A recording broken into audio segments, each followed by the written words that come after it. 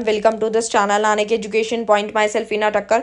और आज हम डिस्कस करने वाले हैं कंपनी लॉ का प्रीवियस पेपर, यानी 2022 में जो क्वेश्चन पेपर आया था हम लोगों का कंपनी लॉ का, वो किस तरीके से आया था आज हम डिस्कस करेंगे। और कौन कौन सी गलतियां हैं जो हमें नहीं करनी है और कौन कौन सी बातों का ध्यान रखना है अपने पेपर के अंदर, कि ताकि हम लोग अपने कंपनी लॉ के पेपर में पास हो सकें। अगर हम पेपर के 1 घंटे पहले भी पढ़कर जा रहे हैं तो भी हम पास हो पाएंगे। अगर हम वन शॉट देख लेंगे और इंपॉर्टेंट क्वेश्चंस देख लेंगे तो हमें पास होने से कोई भी रोक नहीं सकता।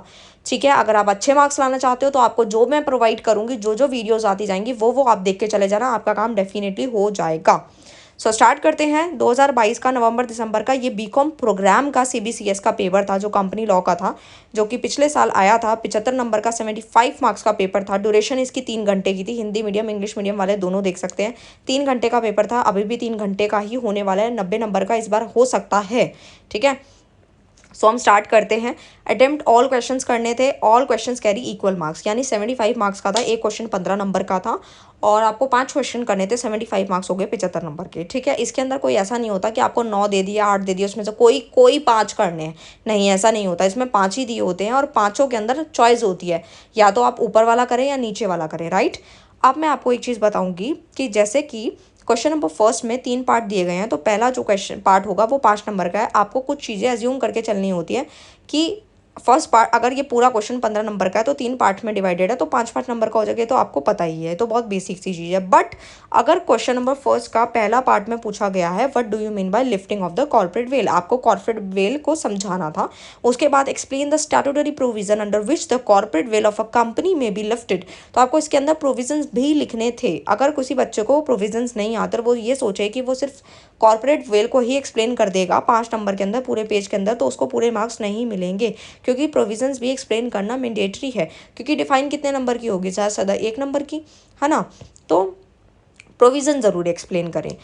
तो दोनों चीज़ें हैं। उसके बाद बी पार्ट में 1% कंपनी को एक्सप्लेन करना था और कन्वर्टेड बताना था प्राइवेट कंपनी, यानी कि अगर ओपीसी कन्वर्ट होती है प्राइवेट कंपनी में तो उसको एक्सप्लेन करना था। बी पार्ट वो भी 5 नंबर का है और 5 नंबर के लिए एक पेज सफिशिएंट रहेगा। मार्जिन आप छोड़ सकते हैं। अगर आप वीडियो देखना चाहते हैं कि किस तरीके से पेपर को अटेम्प्ट करना होता है ताकि आप अच्छे मार्क्स स्कोर कर सकें, तो आप वो वीडियोज़ भी जाकर देख सकते हैं। सी पार्ट है, what are the provision of law and the procedure for shift of register office from one state to another. ये पेपर इसलिए डिस्कस किया जा रहा है ताकि जिन बच्चों के पास बिल्कुल भी कोई भी बुक नहीं है, कोई भी मटेरियल नहीं है, ताकि उन लोगों को एक आइडिया मिल सके कि पेपर किस तरीके से आता है, कौन कौन सी गलतियां हमें पेपर के अंदर नहीं करनी होती हैं। सो सी पार्ट अब मैंने आपको बता दिया। तो इस तरीके से हमारे को पूरा का पूरा एक्सप्लेन करना था। अब देखो, फर्स्ट क्वेश्चन के अंदर 3 पार्ट थे। अब सेकंड वाला जो है, यानी कि देखो नीचे चॉइस दी गई है, और या तो ऊपर वाला करें या नीचे वाला करें। अब बहुत सारे बच्चे हैं जो कि ये सोचते हैं कि जैसे मान लो कभी कभार क्या होता है, ऐसा बहुत बार आपके साथ जो पहले होने वाला है, मतलब जो आपके एग्जाम में हो सकता है, वो मैं आपको पहले बताती हूँ। मे बी ऐसा ना हो, मैं 100% नहीं कह रही, बट हाँ हो सकता है। जैसे मान लो आपको फर्स्ट क्वेश्चन आपने का ए पार्ट आपको आता है और सपोज सी पार्ट आता है, बी आपको नहीं आता, और आपको लगे कि मैं नीचे वाले से बी पार्ट कर लूँ, तो ऐसा नहीं होगा।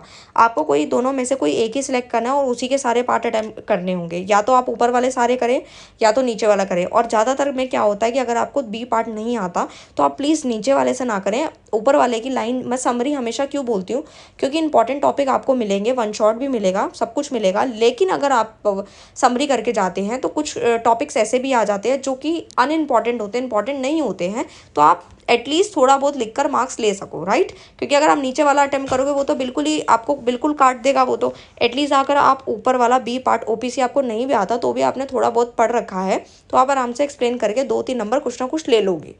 ठीक है, ऐसे ही बी पार्ट में पूछा गया था कि या तो कंपनी को डिफाइन करो, उसके फीचर करेक्टरिस्टिक, ये भी आपको पता होना चाहिए। करेक्टरिस्टिक को हम और कितने नाम से जानते हैं, या मेरिट को हम और कितने नाम से जानते हैं, ये सब तो आप बेसिक क्लास 11 से पढ़ते आ रहे हैं, तो मैं मान के चलती हूँ आपको पता होगा।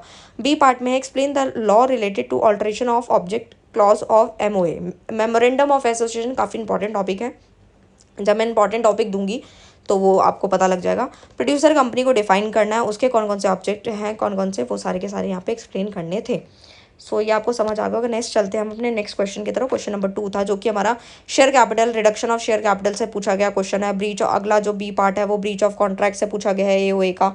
फिर तीसरा है मिसलीडिंग प्रोस्पेक्टस। वैसे प्रोस्पेक्टस के काफ़ी सारे टाइप्स है, तो कोई भी आ जाता है, शॉर्ट नोट में भी पूछ लेता है, तो इंपॉर्टेंट टॉपिक है। तो और में भी देखो यहाँ पे दिए गए हैं तीनों के तीनों पार्ट। और एक बात मैं आपको बता दूंगी, आप लॉ के अंदर 4 या 5 टॉपिक के ऊपर डिपेंड होके नहीं जा सकते। मैं फिर बोल रही हूँ, अगर आपको कहीं से इंपॉर्टेंट टॉपिक मिलते भी हैं तो 8-10 क्वेश्चन से बात नहीं बनेगी, क्योंकि आप खुद सोच सकते हैं कि एक क्वेश्चन के अंदर अगर एक पार्ट के अंदर भी 2 क्वेश्चंस पूछे जा रहे हैं तो आप सोच सकते हो कि आपको 15 नंबर के लिए, अगर आप एक क्वेश्चन में मतलब 15 में से 12 नंबर भी लेना चाहते हो ना, तो भी आपको इतने सारे टॉपिक पता होने चाहिए।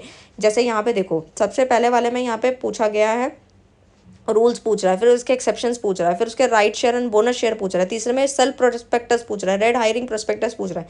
तो यानी तीनों आएंगे तब जाके आप कहीं 15 नंबर हासिल कर पाओगे। 15 क्या मतलब 13-14 तो मिल ही जाएंगे, वो भी बड़ी बात है ना। तो थर्ड क्वेश्चन क्या है, उसमें भी आपके तीनों पार्ट दिए गए हैं। वैलिड कॉल को के कौन कौन से एसेंशियल, जैसे लिखा what are the essential of a valid call, can a company accept advance payment of call, क्या कंपनी एक्सेप्ट करती है एडवांस पेमेंट कॉल की, वो एक्सप्लेन करना है। स्वेट इक्विटी शेयर ऑलरेडी मैंने शेयर वाले चैप्टर में काफ़ी सारे टॉपिक्स कराए हैं, तो वो आपके बेसिक है।